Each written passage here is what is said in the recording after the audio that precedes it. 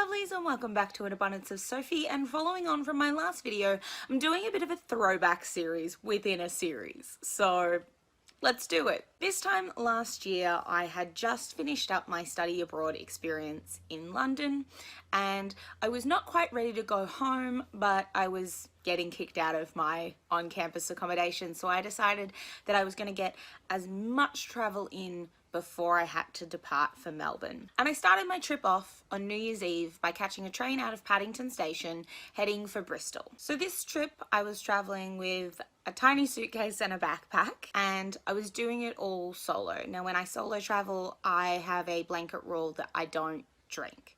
I just think that it adds an extra level of danger that I'm not comfortable with, so I just blanket rule ban myself from any alcohol while I'm traveling on my own, because I want to be aware of my surroundings and really on guard.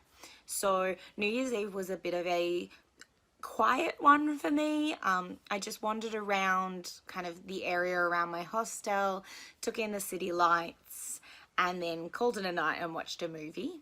But when I woke up in the morning, I was ready to go.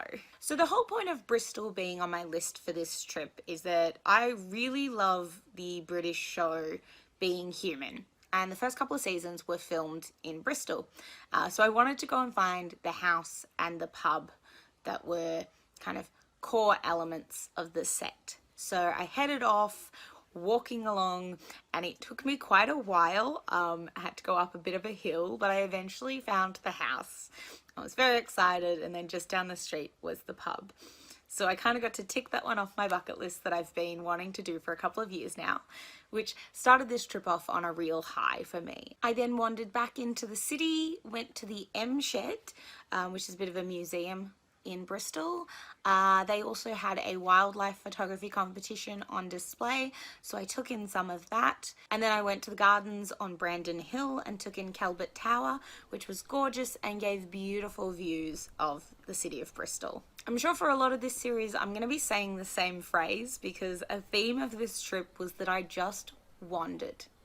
I just had my headphones in, listening to podcasts or music, and I just picked streets at random. I just wandered cities and really took in the place, and I had an amazing time. But it was nice, it was slow, and I just got to relax a little, which I really needed after a stressful semester of study abroad. But then I had dinner and went to bed.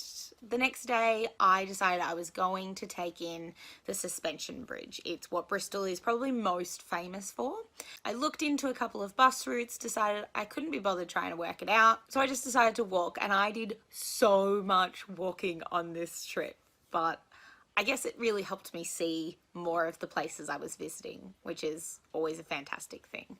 So I got out to the bridge, crossed it, crossed back, took lots of photos, and there was an observatory on the edge of the cliff that the bridge kind of heads out from. So I figured I'm already here, I might as well check it out. And it turned out to be one of the hidden gems that I was never expecting. At the top of the observatory, there is a camera obscura. Now, I many years ago dreamed of being a photographer. I studied it in high school, I studied it in university, and I thought that that was what I wanted to do with my life. So when I saw this camera obscura, it kind of just brought back so many memories of studying the art of photography, and I had a really good time, and it kind of seemed like nobody else was interested, so I had the place to myself, which was awesome. And then when I headed back downstairs from the camera obscura, there was stairs leading down into this like cavern. The stairs were really steep and treacherous, and like thought I was gonna die.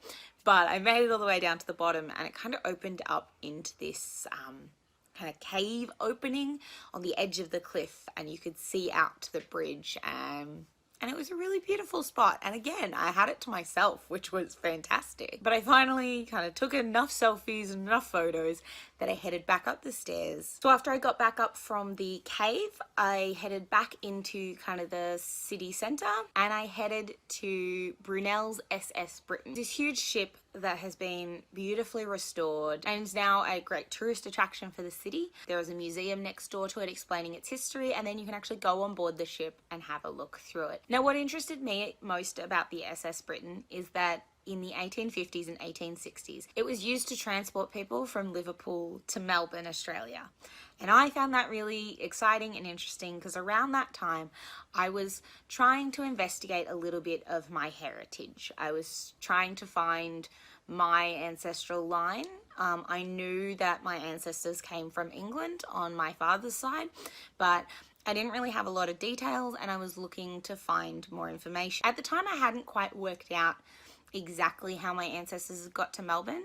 So there was a little part of me as I was heading through the SS Britain that wondered if this was the ship that had taken my ancestor to Melbourne. It turns out that it wasn't, but that did make it more exciting, wandering that ship and imagining my ancestors aboard. But by then it was time for me to say goodbye to Bristol, so I headed back to my hostel, grabbed my backpack and headed back to the train station to catch a train to Cardiff, Wales. Now, I've never been to Wales. I wanted to check it off my list, so that was why Cardiff was the next on my list. So once again, I arrived into Cardiff quite late in the evening and it was already dark, so after grabbing some food and checking into my hostel, I called it a night, and that's also where I'll call an end to this video and we'll pick it up next episode. Thank you guys for watching. Please like, comment and share this video. Subscribe to my channel so that you know when I upload my Cardiff episode. And for now, I'll just say thank you and bye.